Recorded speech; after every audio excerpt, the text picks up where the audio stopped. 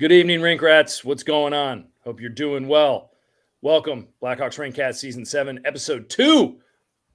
We are on the 6th day of training camp, and we are on the eve of the Blackhawks' first preseason game against the beloved St. Louis Blues, who we all loathe and detest like they were some old bully from our neighborhood that wouldn't leave us alone. Yes, we all remember when Jackman used to skate around cross-checking Kane and Taves and wakey Bacchus. But alas, this is a preseason contest, and it probably won't be that rough unless some goon takes a run at Connor Bedard or others, which we will not appreciate or like, and in which case Corey Perry will become our very fast friend, former enemy when he decides to take someone's teeth.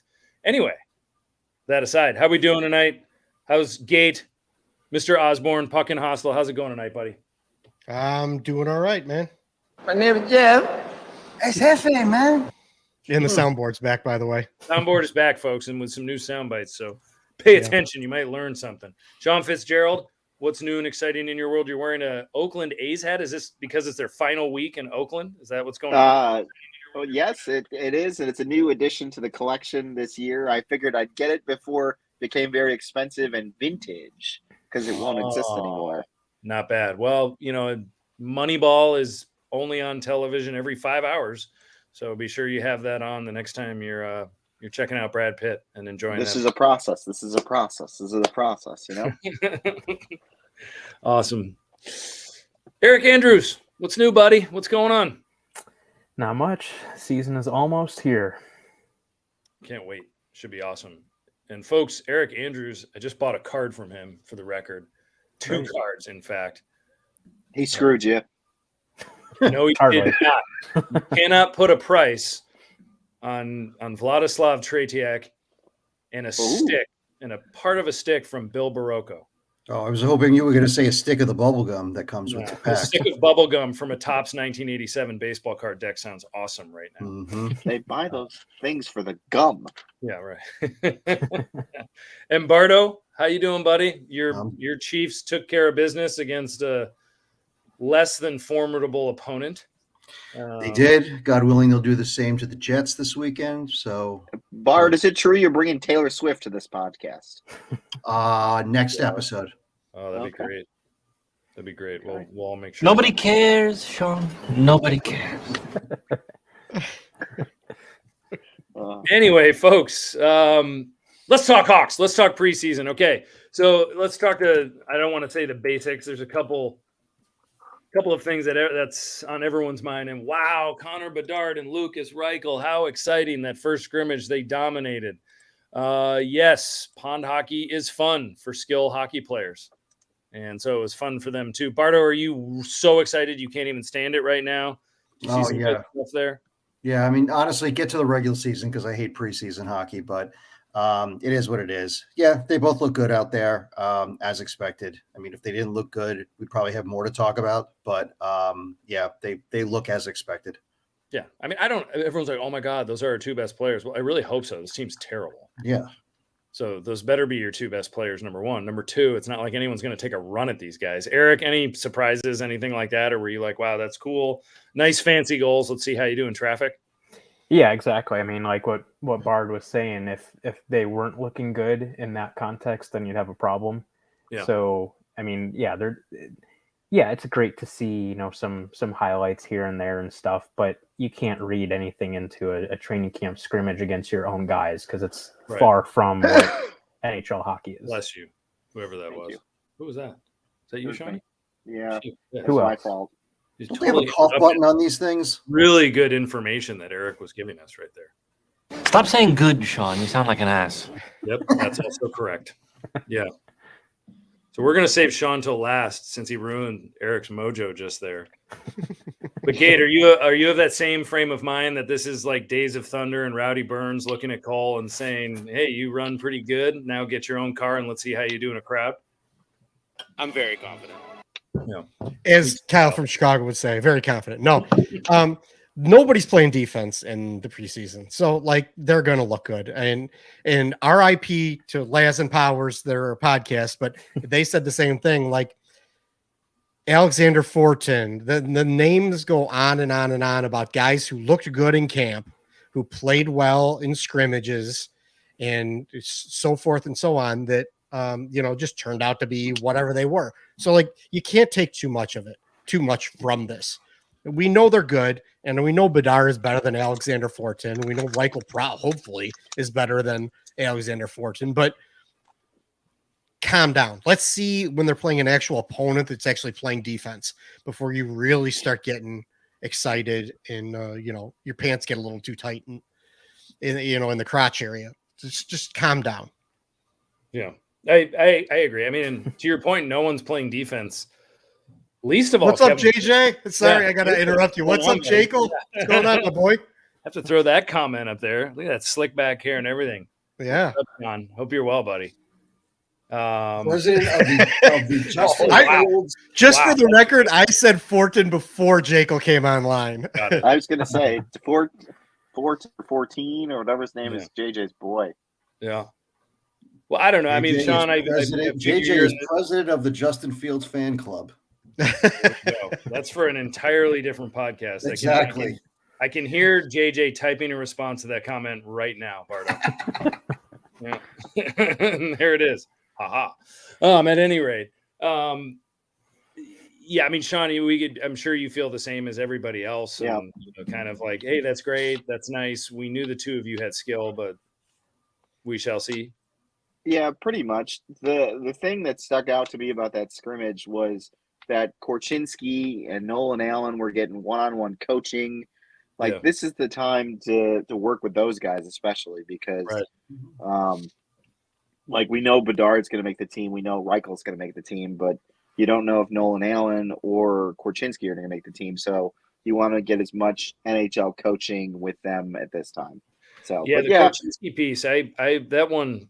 Everyone is concerned about his defense, and there was talk that he was having a lot of one-on-one sessions after that first scrimmage. I mean, but it was kind of a 2-on-3 almost. I mean, it was a 2-on-2 with a back checker, and Bedard just kind of snuck around him, and he was facing the play and kind of wasn't paying attention. I mean, I guess that's what everyone's talking about with Korchinski, is that he really needs to work on that, his in-zone stuff. And was anyone else notice that, how easy it was? And obviously he's Connor Bedard, he's great, whatever, and we're all celebrating that, but boy, he snuck to the net pretty easily on that, and that is a little glaring. Any thoughts on the Korch man? I'm excited to see him in preseason because I want to see if he's made some improvements to his game. I mean, honestly, and my opinion is like I would rather him, do that 9-game tryout audition, audition, and then send him back to junior for a year. Like, there's no reason that he has to be forced onto this team. Nobody needs to be forced onto this team. Like, Bedard's going to make it, we know, and Reichel, he's done his time in the minors and stuff. But like any of those other guys, like none of these kids have earned, a spot from the word go, other than Bedard on this team. So like, let him take a little time to progress and, play big minutes and all that other stuff, because sure, he would be playing, but even Richardson was saying that, he may be scratched several times. Like, do you really want him sitting in the press box? I mean, I am not a fan of that Shane Wright, what they're doing in Seattle with Shane Wright. Like, don't sit him in the press box. He needs to be on the ice playing somewhere. No, that wasn't a good move. And they might do it again this year. That's a big failing of the NHL in general, that agreement with the CHL, where like this would be the perfect opportunity to send Korchinski to the AHL to develop there, because he's probably going to go back to the Western Hockey League and dominate again for another season. And what does that really do for his overall development? Yeah, I mean, if there were in a perfect world, he'd be in Rockford for a year. Yeah. Right, but because of the rules, he can't do it. So, what he's going to do is he's going to go back there and he's going to get bigger and stronger, and he's going to, he's going to play big minutes, and that's what it's going to be. It's as far as like his fine tuning on it, he's not going to play against better players. He's going to probably be bum slaying a little bit. Yeah, I mean, I don't see any scenario where they send him back before the 9-game limit, though. No. for I sure. mean, he'll You gotta definitely be see. up for at least the 9 game, if not. I mean, you got to put the trust in the coaches there that they're actually going to work on him defensively. The problem is that he's basically a man playing among boys there. I mean, it's just, the competition there is Yeah, crap. really. I mean, it would be great if he could go to the AHL. Obviously, it's not an option now, but that way at least he's playing against bigger dudes. So Is I mean, Korch going to get the Brian Campbell visits, the Boquist treatment Oh, down there? jeez. Oh, Remember God. that? Yes, I I don't know. do.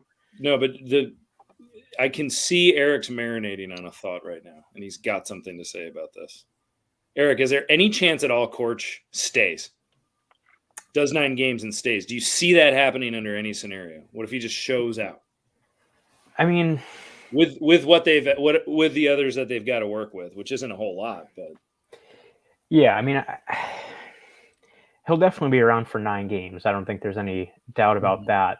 I would agree with Gate. I'm nervous about the idea of him kind of getting that Shane Wright treatment, because I just don't think that's a great idea. It didn't work for Shane Wright last year, so why would it work for someone that didn't have the same pedigree or probably wasn't even as ready as Shane Wright was last year? So, I mean, again, like Sean was saying too, this is another textbook example of why that CHL transfer agreement is terrible for player development.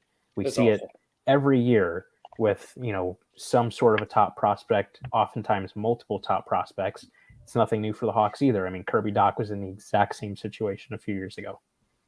unless something strange happens, I really think the only young defenseman we're going to probably see up here, probably for the entire season, are Vlasic and Kaiser. I don't know who else is going to stick. It sounds like Nolan Allen's going to be down in Rockford, and maybe he'll get a call up, as needed, or maybe when he's ready. But to me, he's probably the next closest. I don't know who else, unless I'm forgetting somebody, but I just think those two are the guys. Is Isaac Phillips just going to overcook down there then? Like, when's he ever going to get a shot? Possible. I mean, to me, I think Isaac Phillips maybe starts as like a 7th or 8th guy. I mean, I don't see what else. I don't think he's on open on the blue line opening night unless there's an injury. Oh, for sure. Right. Yeah. Now Kaiser's eligible to play in Rockford. Am I right there? I think Yes, so. I believe so, because he played in college last year. He played in college. One other thing I wanted to throw in there too, that I could definitely see them doing if they do not go the Shane Wright direction, which I really hope they don't. They can't. That would just be a mistake. Even though he doesn't really have that much to gain from going back to Seattle, it's the better option of the two. But I could definitely see him staying and playing that 10th game to burn the first year of his contract too, and then going back. Oh, and then going back, and then you can bring him back anytime you want to. How does that work? Yeah. So let's say can you burn the 10th game and then send him back to juniors, or no?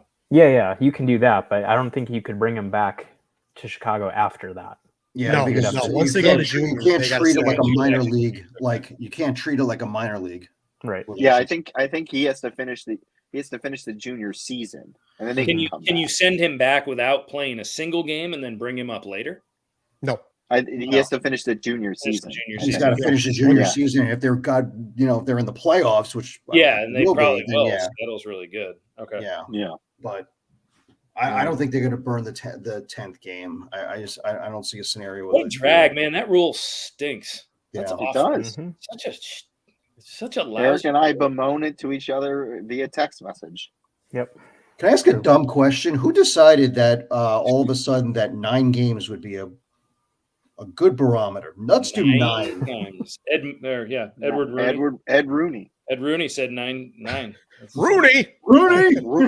No, it's Rooney. I don't know where that. I don't know why the 9 came into play. Who knows? Is that how many games are in like October or something? Probably not, but I don't know. I have no idea. I think they said that. I think maybe the reasoning was that they wanted to do under 10 games.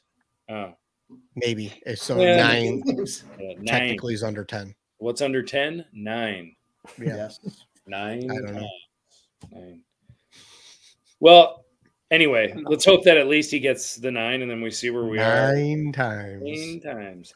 Hey, who knows? Maybe he'll go lights out, and they'll just say, let's keep him around. But I don't know. With so many D that they're trying to shuttle in and out this year and try to give guys playing experience, you're taking an awfully big risk by keeping him up there a whole year. And Eric, as you said, just having him sit in the press box some nights and not even playing. I mean, what if he goes like 2 weeks without playing a hockey game? Yeah. I mean, he's just not ready. Zero rush to do that. No reason. Yeah. You don't want to shatter his confidence either by him getting torched in the NHL and then sitting. No, I mean, I think don't torch the Korch. We don't need him to be called Korchinski. Yeah, it's an easy conversation to have with him. You just say, "Look, kid, we're sorry, but we think this rule's lousy too, but this is where we are. Like this is, you're gonna have to go down. You're going down." All right, preseason opener tomorrow night. Some interesting line combos, or maybe not that interesting. If the practice lines that were shown today are sticking for the scrimmage tomorrow, Bedard is in the middle with Ryan Donato and Taylor Hall. How much fun for Ryan Donato tomorrow night? Yeah, no kidding. That's awesome. That's like winning the lottery, man. Yeah, that's so they'll have a really good night. Obviously, Taylor Hall, a lot of people are kind of booking him with Bedard for a long time, or for at least the season as far as playing together. But that's the line that is probably going to be the most watched. And then you got, is it the second line or the third line with Perry Foligno and Martin Misiak, 18-year-old Martin Misiak? Is that the third? The third line. Third line. What's the second line? What do we got here? Someone's your boy Kurashev on the wing, Reichel in the middle, and nice to see you on the right side. Wow, a lot of physicality. Awesome. A lot of speed. Wow. Well, they won't get pushed around by St. Louis. Sorry, don't mean to be so negative, but you got Corey Perry out there to protect them on a different line. I know. So that is the slim fast line tomorrow. Which should be interesting. They will be drinking their protein shakes and carb-free diet well in advance. I don't know if is anyone over 200 pounds on that line. Probably not. So what's that level they call it? Squirt hockey. I think that's what squirt hockey. Yeah, those are the 9 and 10-year-olds. Yes, those are the kids that play in intermission.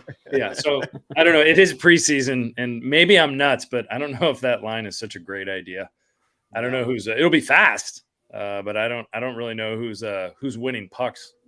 Well, why can't you take one of Foligno or Perry? Why do you need both on the line with Commisery or whatever the hell his name is? Commisery. Misiak. Because it's the preseason. I know.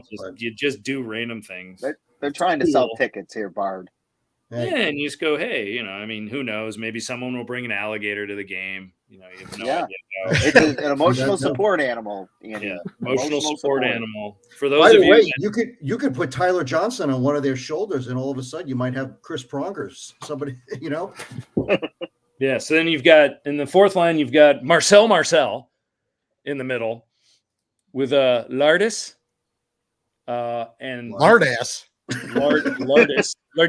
Is it Lardis? That guy needs to chill out. Yeah. Eric, is it Lardis? It's Lardis. Oh, bummer. That'll be a running joke for a while then. I was trying to get him off preseason. Hey, faster, Lardis. Yeah. Yeah. Nice pass, Lardis. And Reese Johnson.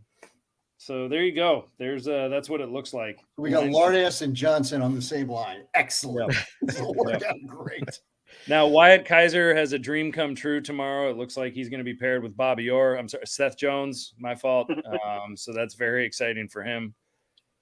Korchinski and Murphy, good pairing, and Vlasic and Allen. I mean, I don't know. I think when we look at the D pairings, most of the year they'll be met with intrigue.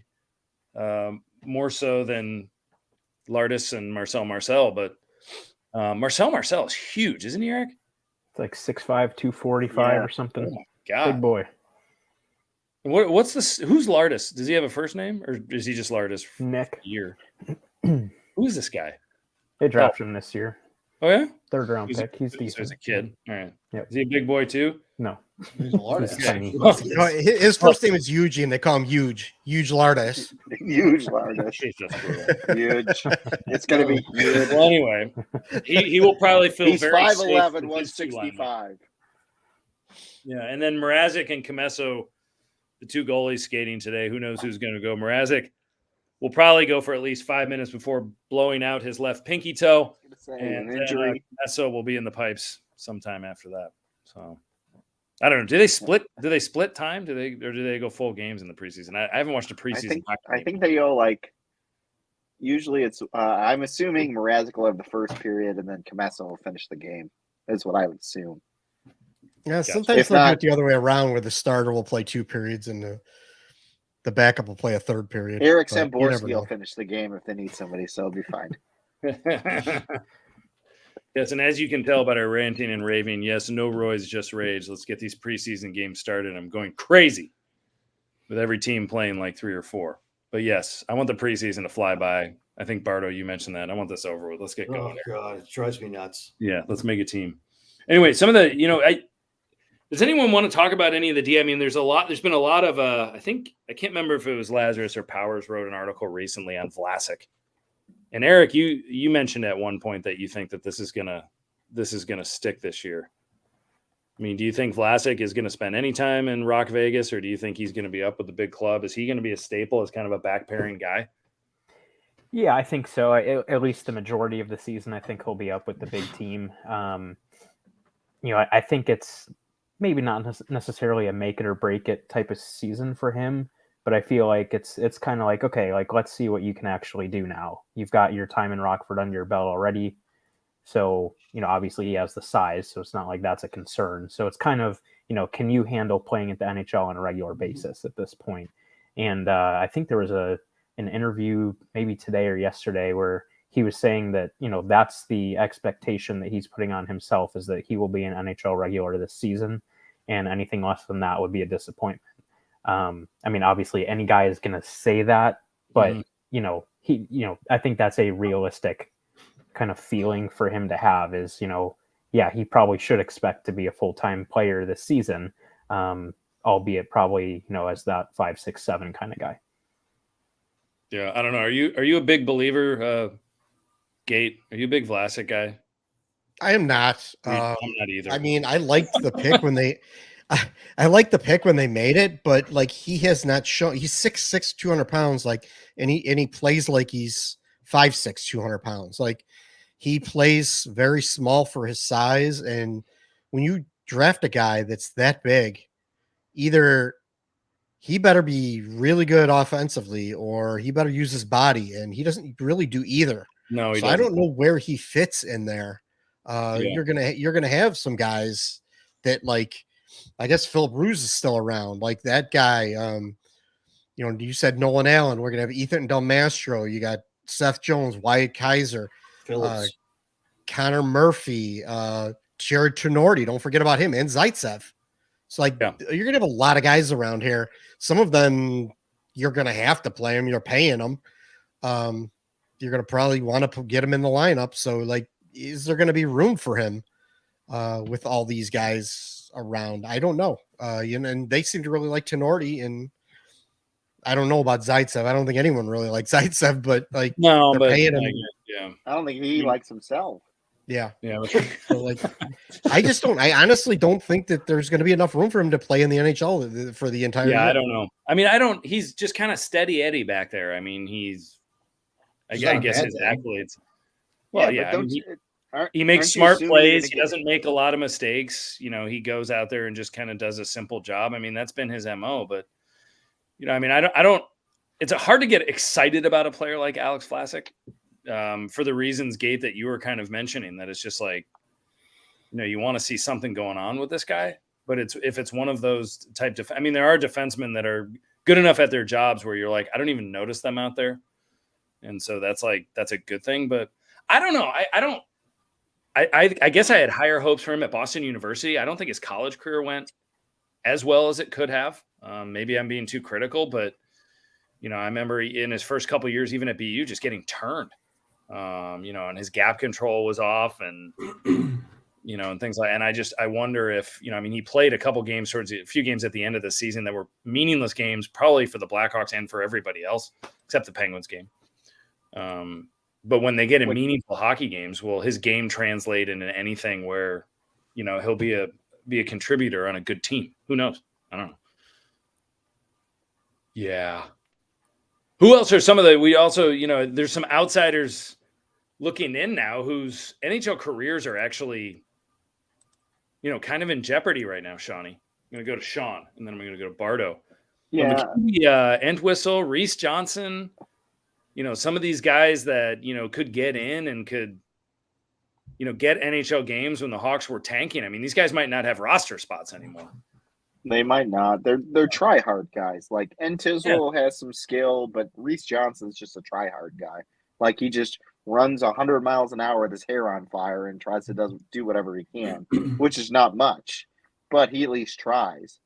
I think, unfortunately, this is the problem you're going to have. When the Blackhawks their talent starts to matriculate up to the NHL level, your fringe NHL guys are going to go other places, or you're going to see Kyle Davidson move them for a minor league guy that they need in the AHL or something like that, or just another depth forward. Similar to what they did with when they traded Antti Ranta for Hags from the Rangers years ago. It was a guy that they didn't have room for at the NHL level and a career AHL guy. That's probably what they're going to do with Entwistle and Reese Johnson and maybe even Philip Ruse, and guys like that. Yeah. I don't think is Anders Bjork, is he ever going to play an NHL game again? Maybe not. I don't. Hopefully not. Yeah. and don't forget, they still have Colin Blackwell on this roster. Who's hurt, I think, right? Mm-hmm. Yeah. Cole Gutman. Joey some of these Anderson, guys, Jason Dickinson. You still have Kachuk and Radish. Still have Has anyone heard or said the name Ian Mitchell in recent days or weeks? He gone. He's gone, yeah. He gone. I actually saw there was an interview or something. Great. I know. I just love that he's gone. That's great. He played for Boston. He had 9 shots on net, I believe, in his first preseason game. Jesus. Or something like that. Yeah. Something crazy like that. But I think some of those guys like Entwistle and Kachuk, they're going to stick around because I think they're, obviously you need those depth guys, but, to be up at the big club. But I think also I wouldn't be surprised if Corey Perry, on the second night of back-to-backs maybe got a rest, what is he, 38 years old, 37? Yeah. It's like, if the plan for the Hawks is to ultimately trade him, you want to keep him somewhat fresh and not break him down. So I don't know if the plan is to trade him though, because they grossly overpaid him to come be a veteran leader for this team. And even if it's at the deadline, what are you still going to have to retain? Somebody's still going to have to give up $2 million for a 38-year-old Corey Perry when his value on the open market, the contract was $775,000 is what he was projected. Someone will do it. Someone dumb like Toronto will do it. That's the thing. Is he's already won in Pittsburgh now. He's not going to do it. Yeah, but he's already won. He's already won his cups. So it's at this point, it's try to make as much money as you can. So he took the $4 million. He's got a chance to play with Bedard, and it's. And there's a good chance he's going to get flipped at the deadline to a contender and at least play in the postseason. But what's the return? You eat half the salary and get a 6th round pick or future consideration? Yeah, I think he stays here the whole. I think he stays here the whole year. And Luke Richardson, he's Luke Richardson's guy. Luke Richardson was outspoken in an interview saying that he really liked what Corey Perry did with the younger players in Montreal when he was in Montreal. Okay. So I think that's what he was brought in for. It's possible. I wouldn't rule it out. I think it's certainly possible, but if someone wants him, he's out of here. So they're going to trade him. Yeah. Especially if he's got some, decent numbers. If he's got 10 or 12 goals or whatever it is by that time, you flip him. I don't think it's going to be just Perry though in the deal. I could see Perry and Vlasic. them somebody like that going in a deal so you get a better return. Yeah, I agree with you. I think there's going to have to be some, salary retention, maybe throw in a prospect. I mean, there's going to be some maneuvering for sure. So, I mean, speaking of Corey Perry, anyone see the interview with him where they told him 10 was not an option for him? They told him number 10, he couldn't have it. Oh, or that's what he said. He said, "Yeah, well, I had 94, in junior, and they told me I couldn't have number 10, so 94 is great." Well, they're going to put Tony Amonte's number up in the rafters. Tony and Patrick Sharp split it. Like you two guys. Well, let's give 3/4 to Tony Amonte because he's 3/4 the size, 3/4 bigger than what he used to be. Yeah, huh? Over the line! Yeah, probably. Yeah. Oh, I stirred up the masses apparently with that one. Big article, Scott Powers. We're going to go to the gatekeeper on Arvid Soderblom. The goalie of the future, yes or no? We need to calm down a little bit. I mean, he looks pretty good, and especially for a young goalie. I think he's only like 24, 23, 24, something like that. And he's already got NHL experience, and he looked okay. I mean, I like what I see out of him. Do I think he's the goalie of the future? Nah, probably not. I think he's better than Kevin Lankinen. I think he was better than Colin Delia. Yes, I do. Oh, that's blasphemous. I think he's better than he's probably better than Peter Mrazek in the long run. But yeah, I think he might be a good backup or a 1B, 1A kind of guy. Behind Comesso or something like that, or he could basically open the bench door until Gajan comes around, Adam Gajan comes around, or someone like that. But I don't, I think he's okay. He's big. He's got good size. He's got good ability. He's got good reflexes. I wasn't super happy with all his rebound control, but he didn't have a whole lot of help either. So right. I just, let's not get over it. Honestly, I think Jackson Stauber is probably the goaltender of the future. I was going to say, what about Dominic Bass or whatever? I couldn't even say that with a straight face. Sorry. Where did he was at Colorado College? Didn't he transfer? I don't know.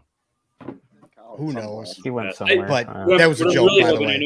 I'm sorry. Go ahead, Gabe. No, I would say that was a joke, by the way. I do not think Jackson Stauber is kidding. the goalie of the future. I am kidding. No, I am hoping. I know we are a couple years away from this, but I'm hoping that this Comesso thing really works out. He certainly has the skill set, and it's hard. It's so hard with goalies because you're like, ooh, I really hope this one that we picked is the guy, and that's why I like that they picked Gajan afterwards. But I do too. They take longer to develop. Like goalies don't develop. Like, what's his the goalie for the Dallas Stars? How long was he? BU. Another BU how guy? long did he? Yeah, how long did he take to develop? I don't know. Several years. The Corey Crawford took how many years to develop? Like goalies take time. Goalies are a lot like quarterbacks. You need to just take one every year in the draft. Even if you have one, you take one in the middle of later rounds. And even if you develop them, become something decent, you could flip them for something. It's like you just keep taking them and build that pipeline of them. Yep. Yeah, and they had nothing up until 2 years ago. So now that they have a couple in there with Comesso and Gajan, and you have Soderblom, you have Jackson Stauber, and you have Dominic Bassi, and you've got some options. He's at St. Cloud State. Yeah, you were right, Andy. He transferred from Colorado. He did transfer. Okay, got it. Yeah, so we'll see. Yeah, but there's going to be a lot of pucks going over the goal line in Chicago in the home team's end this year, one way or the other. For sure. Yep, all part of development, and Seth Orr probably taking too many chances. And I think they stressed that the other day in practice or in the scrimmage. I thought I read a tweet from Pope or Charlie saying that he needs to play defense. Well, that Richardson had stressed that if Seth Orr is caught below the opposing goal line, that forwards have to rotate back to cover his spot. Well, I mean, that's hockey. That's what you do in hockey. That's for sure. That's, but how many you times teach that to little kids? How many times did we see that last year where it didn't happen? in years past. I'm just saying. I mean, that's basic hockey. They teach that to squirts and bringing up squirts again. They teach that to squirts and mites to cover for like that is a basic hockey thing. So like for them to be trying to figure that out at the pro level, Jesus Christ, come on, man. Well, that's cool. Patrick Kane, he looks pretty good in his workouts. Hey, sign him. Barstool Chief, sign him. Barstool Chief, bring him back to Chicago. Convince everybody you know something about hockey. Come on, keep trying, keep tweeting. Maybe one will make sense. Maybe you'll win the lottery one day. He's got a show. Him and what's his name do a show on ESPN 1000. I don't want to hear about him. Anyway, Patrick Kane. How old is Patrick Kane? Is he 35? 34, 35. Coming off hip surgery? Yeah. I don't know. Well, anyway, any other burning topics y'all want to cover tonight? We've talked for a little bit, giving some fans some ammo to think about heading into tomorrow night's scrimmage. We'll certainly have a lot more to talk about in a week. Send us in a question. Send us in a topic. I do think, by the way, I am looking forward to seeing Wyatt Kaiser. I want to see how he develops. I've seen and heard some nice things about him and his, his defensive positioning and all that. Like, okay, you did that in a scrimmage, you did that in a practice, you did, I want to see it in a game. So,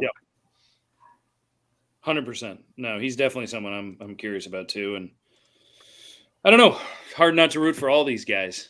But I do like what we talked about in the last show, kind of that defenseman carousel effect with Rockford, where you're giving guys a lot of looks and taking time to develop them. I think that's the best play.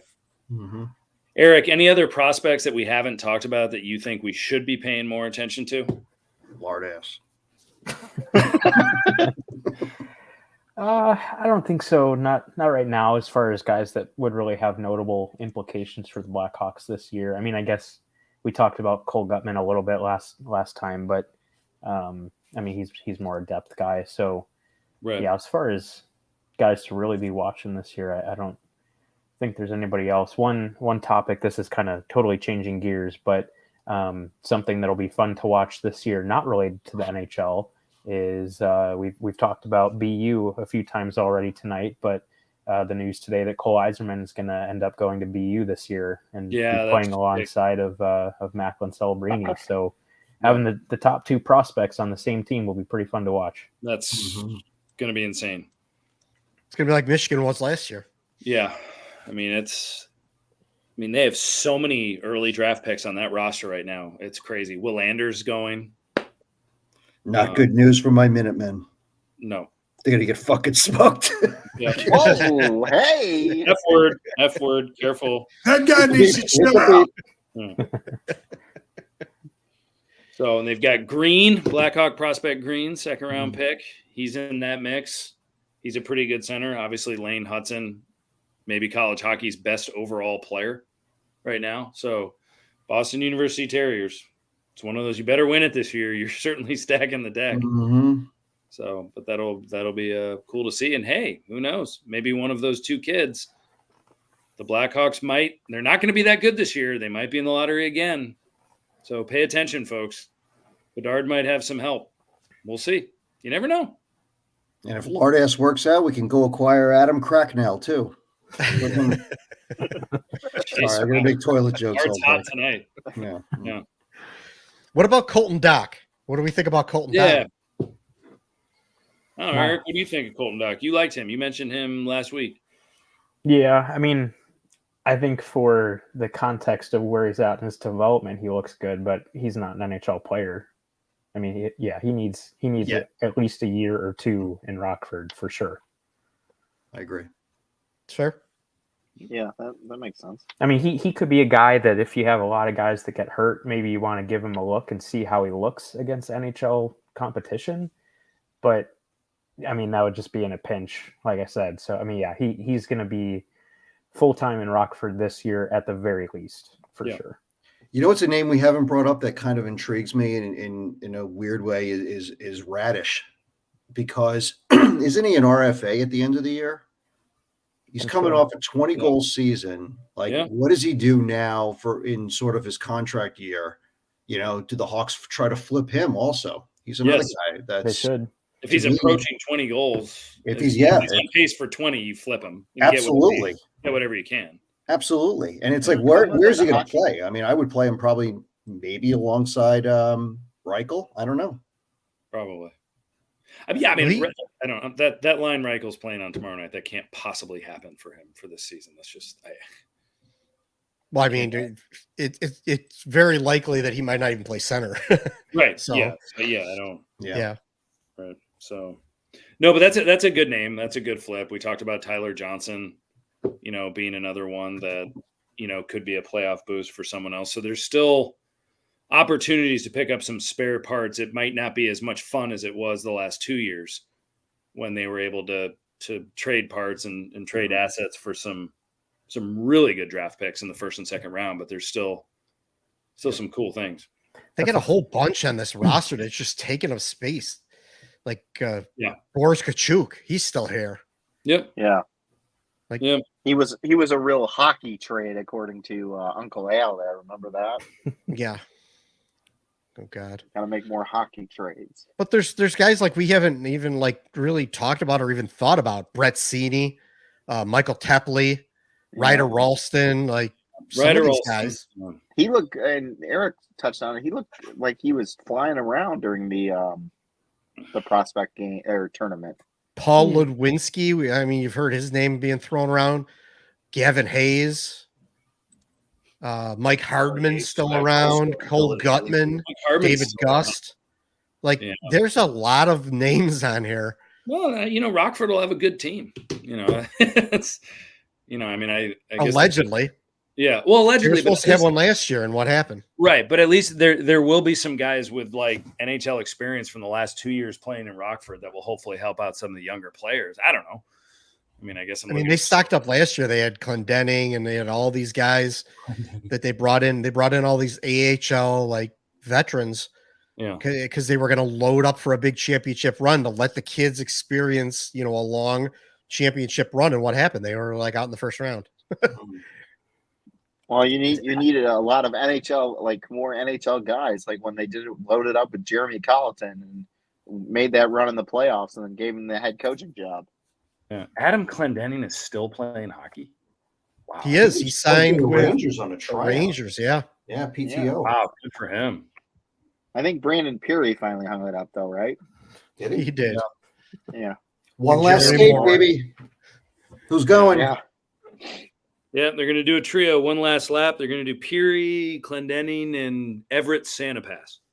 Yeah, you should call that one last laugh. Something like that. Just some random guy from the 80s or early 90s. You know, Dean McCammond.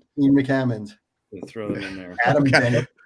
2 episodes in a row we've run up Dean McCammond. That's right. That's the second one. Adam Monroe. This is the most airtime he's ever gotten. There you go. Carl Dykehouse, you're next. We're going to get into you next week. Adam Monroe. Yeah. Ty Jones. I remember Ty Jones. Yeah. I know this thing kind of got overlooked, but Jeff Greenberg was poached out of the Blackhawks front office by the Detroit Tigers. Yeah. I know it's kind of unique. He's kind of a unique story because he interviewed for the general manager job. He didn't get it. He was a baseball assistant GM, but he basically came in and built the Blackhawks analytics system. Now he's going to be the general manager of the Detroit Tigers. Eric and I were kind of just texting back and forth on it earlier this week. It's really and cool. I just wonder, I wonder if they're going to feel the effects of that just because, yes, I know he was the architect of their analytics system, which say what you will about analytics and fancy stats and what have you. But I think it's necessary in pro sports. And I think it was smart of the Blackhawks to get a baseball guy to do it because baseball is way ahead of hockey in terms of analytics and analyzing and getting stuff down to one number. I'm just curious to know if the Hawks will see some effects of it.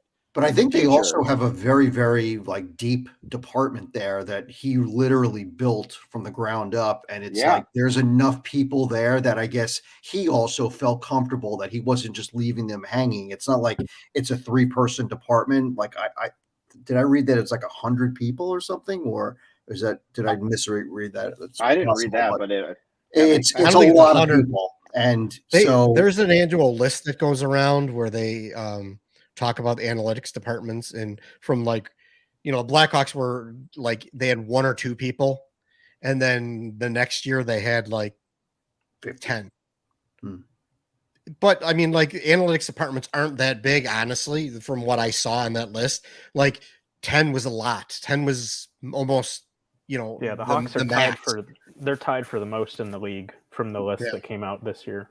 Yeah, it's like 10 and or I 11 think people. it's a credit to what the Hawks did with him, because Kyle Dubas and the Pittsburgh Penguins asked to interview him, and the Blackhawks said no. Oh, So he must have been doing something right in terms of at least developing their system. So guy just grabs thought a I'd bring lard that up. ass and jumps to Detroit. How the hell can we like him? I was gonna say, maybe you want to Dubass and Lardass together. jeez. He jumped to the Detroit Tigers, which might New be a level of bigger juvenile lift tonight. than anything they're going to do in Chicago. So It's true. I mean, he was around for what, a year? Like, no, he He was like 2 was years. around for 2 years. I don't know about that. I mean, Kyle Yeah, Kyle was only around for really 1 year, or a year and a half, because Stan got fired. So last Right. year was Kyle's first year, and Yeah, you know he what? had I a think half you're a year, right. and Jeff But I think Greenberg he was brought in hired in the him. summer. Yeah, I think I you're think right he on that hired one. him. They brought him in the summer because he interviewed for the job that Kyle has. Right. Yes. Yeah. You So are he's right. only been around for a year, and it was a year where they were the worst team in the NHL. So let's relax a little bit Well, about no. losing a guy who's an analyst. Well, but They're fine. They're going to be still, fine. They'll I be understand fine. they're going to be Phil. I'm just saying the significance of his loss could be felt years down the road, and he maybe you can attack my biases or something, but he was also in era. He saw how analytics helped other professional sports teams develop, and they're going to compile a database of every juniors and all the stats. So Kyle Davidson and all the front office will have all that information available at their fingertips, which I understand Bowman and everyone else. That was a huge critique where Stan Bowman only listened to one scout. So Oh, I think it was an outside The the guy who box wasn't even hire. working? I think it was good. Yeah, the scout who really wasn't doing anything. Stan was no, he listening didn't. to him. That's why Kyle Davidson fired Wasn't him. actually going to watch players. And that was that's good. why That Davidson good fired recipe, him. guys. Yeah, that was awesome. Jeez. But there's my soliloquy on that. It was quite lovely. Next Yeah, time, Sean's just in there because he's an ex-Cubs guy. That's what it is. Sean. that Anyone who works wasn't. for the Cubs ever has got to be great. next time, That's do it not true. musically. Bring a guitar or a harp. I think it would sound. That's not true. Omar Flito was trash. Okay, and so was Jim Hendry. That's not true. So, Jim Hendry. Someone bring Mike there you Smith. go. Oh God. Need Jamnov back in the line. Rick Dudley. Yeah, Like Dusty Baker is the next. come Blackhawks on now, Kate. coach. Now you're just making stuff up. Yeah. Jim Do you think Lefevre. We're bringing Zaitsev's anybody. calling We're Karpatsev bringing to be anybody. like, We're bringing Trent Yawny back. Getting him There you go. in the coaching staff. That's what I want. We made the Alpo. playoffs. Alpo. Alpo. Oh my God, Alpo! I forgot Alpo about that. Suhonen, baby. That was awesome. Hey, he's still coaching in Europe right now.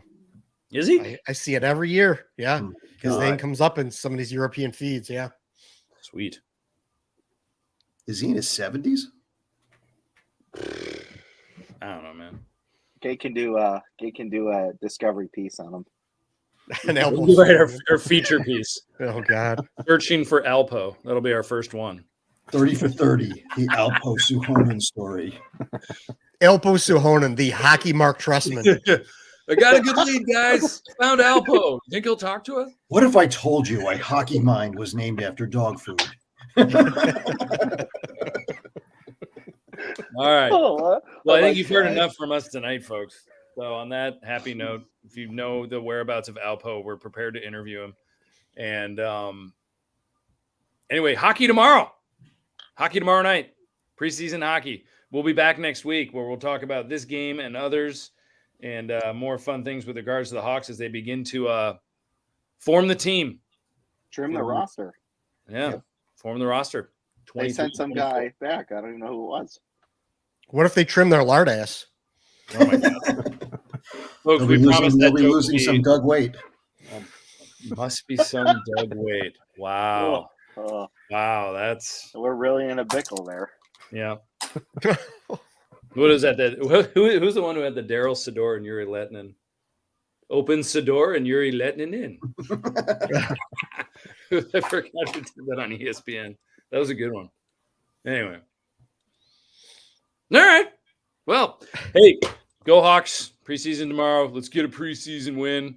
And hope some guys stand out. Let's hope for a good surprise. Let's hope there's a couple players that are in there where we go, wow, this kid is good. And Alex 14 or 410 light. Exactly what Sean says. And hopefully there's some good analytics out there. All right, folks. Have a good night. Take care and go Hawks.